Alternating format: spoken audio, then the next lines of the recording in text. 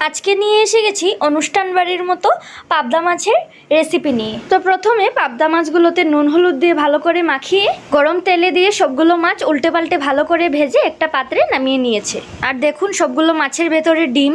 তো এইভাবে একবার পাবদা মাছের ঝোল রান্না করলে মুখে একদম লেগে থাকবে। তো সবগুলো মাছ ভাজার পর মিক্সিতে 1 চামচ লাল শস্য 1 চামচ হলুদ শস্য দিয়ে একসঙ্গে মিক্স করে নিয়েছে শুকনো করে।